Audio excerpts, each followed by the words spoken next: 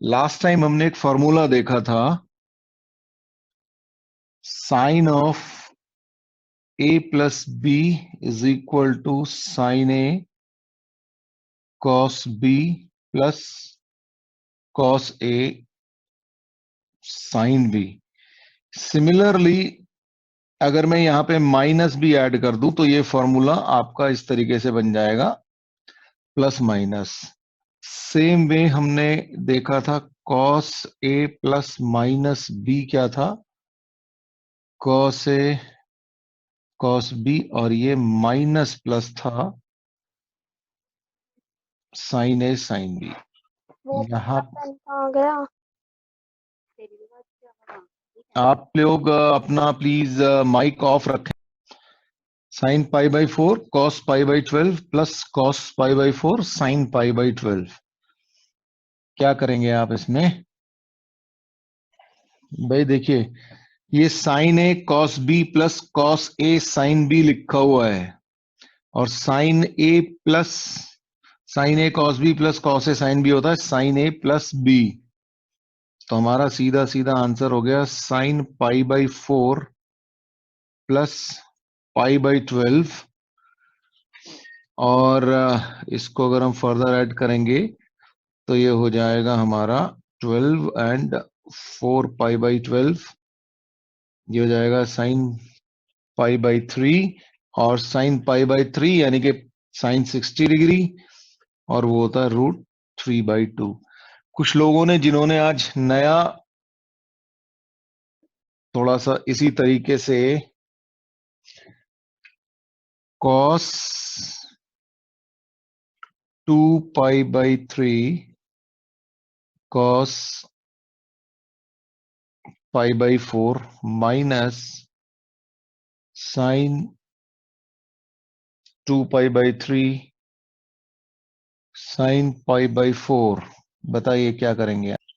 Once again ये कुछ ऐसा लिखा हुआ है, cos A cos B minus sine A sine B, और कॉस ए कॉस बी और साइन ए साइन बी का फॉर्मूला है हमारा cos of A plus B. तो cos of A plus B अगर हम लिखें तो हमारा आंसर आ जाएगा कॉस ऑफ 2π/3 प्लस π/4। तो ये हो गया हमारा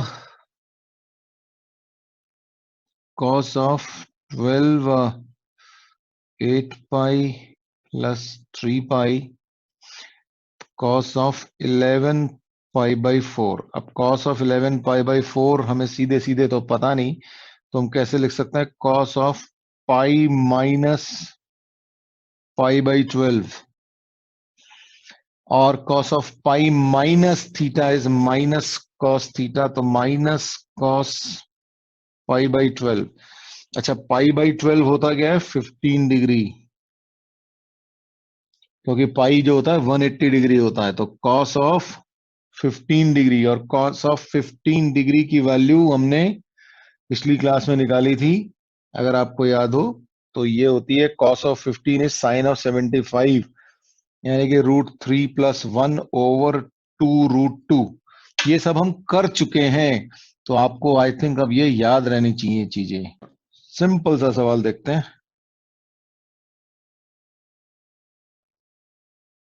if 3 tan A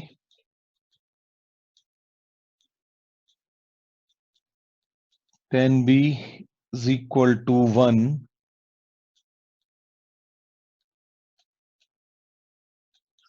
prove that 2 cos A plus B is equal to cos A minus B। तो करिए जरा इसको, देखिए क्या करना है। इस 3 को तो दूसरी साइड में ले जाते हैं, तो हमारे पास आएगा tan A into tan B is equal to 1/3। अच्छा, tan A क्या होता है? Sine A over cos A, और tan B क्या होगा? Sine B over cos B is equal to 1/3। अच्छा, हमें चाहिए कॉस में, तो sine A upon cos A और sine B upon cos B. अच्छा, इधर कॉस चल रहा है, तो हम एक काम करते हैं, जरा सा इसको उल्टा करके लिख देते हैं एक बार को, है ना। तो cos A cos B over sign A sine B, और ये हो गया 3, ठीक है ना, उल्टा कर दिया। अब कॉस ए प्लस बी और कॉस ए माइनस बी है, इसका मतलब हमें cos A cos B upon sine A sine B is equal to 3। अगर आप लोगों को याद होगा, जिन लोगों ने पहले पढ़ा हुआ है, एक फॉर्मूला होता था, है ना, A upon B is equal to C upon D. तो यहां पे कॉम्पोनेंडो डिविडेंडो बोलते हैं उसको, कॉम्पोनेंडो एंड डिविडेंडो। ये आईसीएससी वालों ने तो पढ़ा होता है, सीबीएसई को मैंने अपने स्टूडेंट्स को पढ़ाया था। तो सीधा सीधा होता है A plus B over A minus B is equal to C plus D over C minus D. तो ये आपका कॉम्पोनेंडो डिविडेंडो होता है। तो सेम चीज, यानी कि किया क्या हमने हमने सीधा न्यूमरेटर में डिनोमिनेटर को ऐड किया, या देखिए ए प्लस बी हो गया, और यहां पे न्यूमरेटर से डिनोमिनेटर को माइनस किया, और यही ऑपरेशन आपने सामने वाली साइड में भी किया। ये बेसिकली आप रेशियो एंड प्रोपोर्शन से बड़े आराम से डिराइव कर सकते हैं। अगर आप इसको के ले लेंगे तो बहुत आसानी से ये फॉर्मूला आपका डिराइव हो जाएगा। तो उसी कॉम्पोनेंडो डिविड तो कॉम्पोनेंडो डिविडेंडो लगाएंगे तो न्यूमरेटर प्लस डिनोमिनेटर हो जाएगा। तो क्या होगा, ये cos A cos B plus sine A sine B, और divided by numerator minus denominator, तो cos A cos B. Please अपने माइक्स ऑफ रखें। Minus sine A sine B, तो ये हो जाएगा 3+1, और ये हो जाएगा 3-1। अब cos A cos B plus sine A sine B का सीधा सीधा फॉर्मूला है cos of A minus B, और ये है cos of A plus B. तो ये हो गया 4/2 यानी कि 2, और इसको मल्टीप्लाई कर दीजिए, तो cos of A minus B is equal to 2 of cos of A plus B. और यही आपको प्रूव करना था।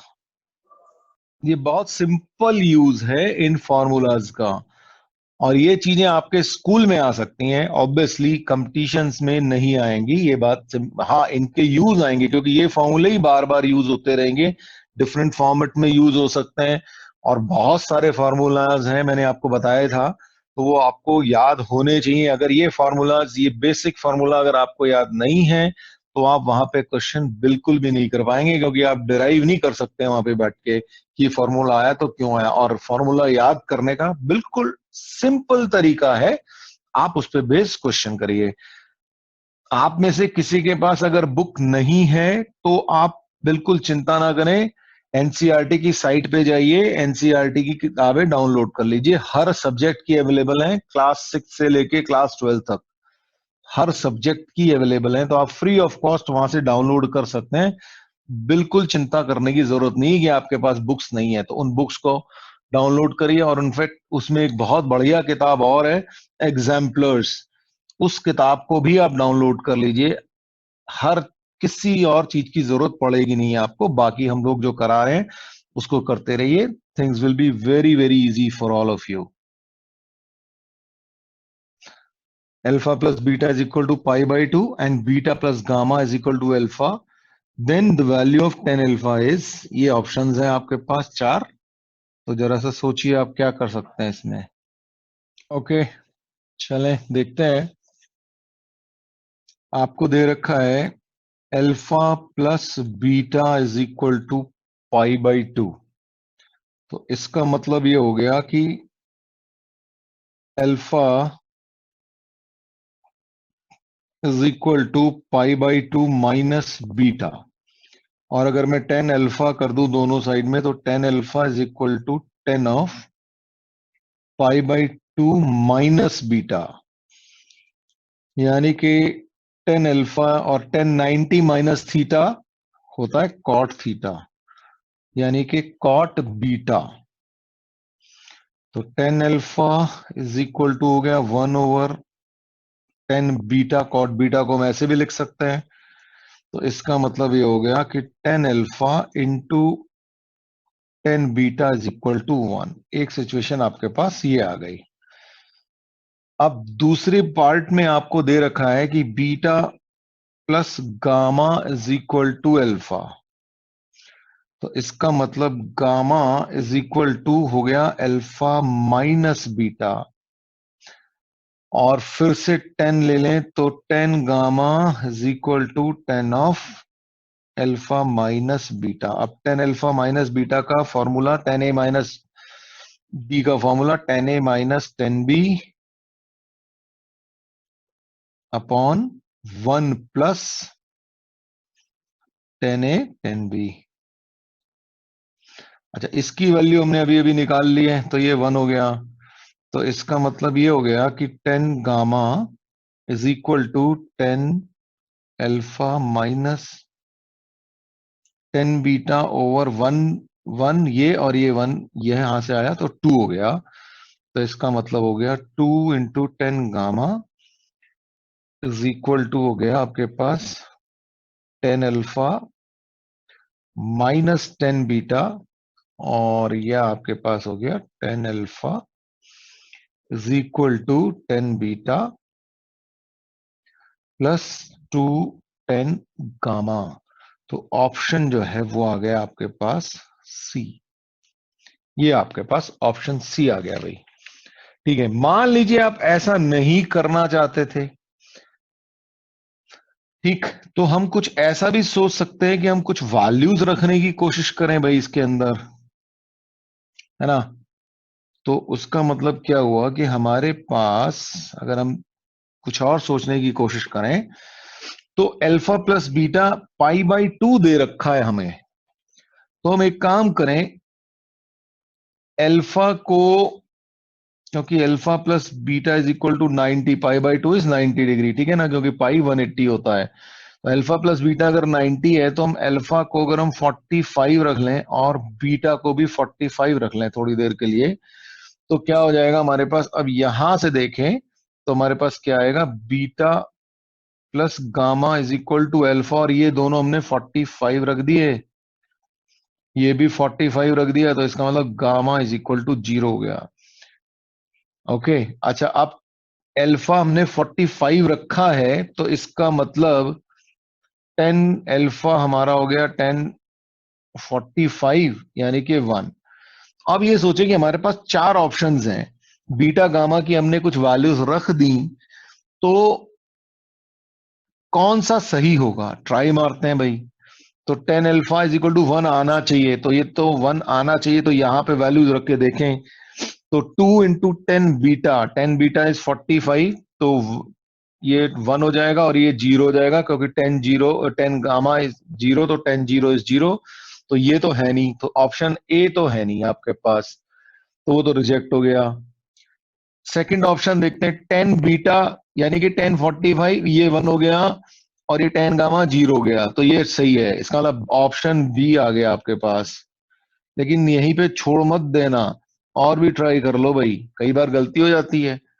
तो और देखते हैं, 2, ये आ गया 10 बीटा, 10 बीटा फिर से 1 हो गया, और 2 10 गामा फिर से 0 हो गया। अरे बाबा, ये तो ऑप्शन सी भी आ गया भाई। ठीक, इसके बाद डी चेक कर लेते हैं, तो 2 10 बीटा, ऑफ कोर्स ये 2 हो गया, तो ये रिजेक्ट हो गया। अब आपके पास दो सही हो गए। अब दो सही हो गए, तो फिर से अब आपको ये कुछ और सोचना पड़ेगा, क्योंकि दो ऑप्शन तो है नहीं, अनलेस कि उसने क्वेश्चन में बोला हुआ हो आपको कि more than one option correct है।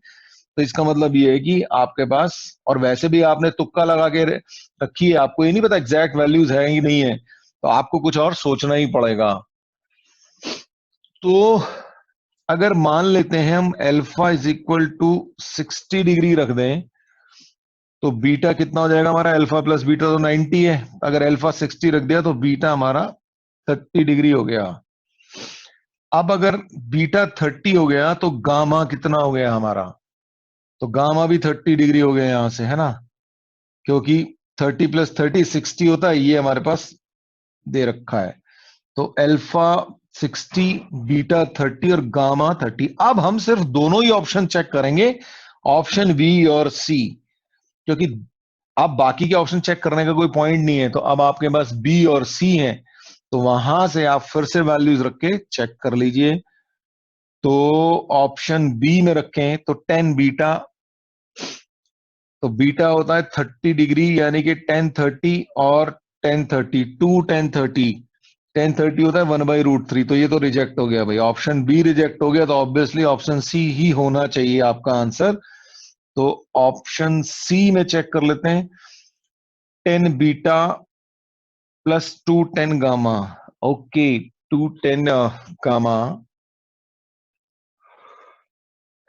तो 1/√3 हो गया आपका 10 बीटा प्लस 2/√3, यानी कि 3/√3 इज इक्वल टू √3। अच्छा, इधर से हमारा गामा अल्फा क्या था, 60 डिग्री, तो 1060 इज √3, ये सही हो गया। तो आपका ऑप्शन जो है सी करेक्ट आ गया। तो एक ये तरीका है, आपको कुछ नहीं पता, हवा में आप लगा रहे हो, लेकिन आप एंगल्स लगा रहे हो, पर लॉजिकली आप सही चल रहे हो। तो डिपेंड करता है आपको क्या सूट करता है, या आपकी स्पीड किस चीज में कितनी बनती है। पर जरूरी नहीं है कि ये आप कर पाए हमेशा, क्योंकि जेई वाले इतने शरीफ नहीं होते, वो आपको इतने आसानी से इस तरह देंगे नहीं। पर मिल जाए तो फिर ठीक है, आप कर डालना। ऑलराइट।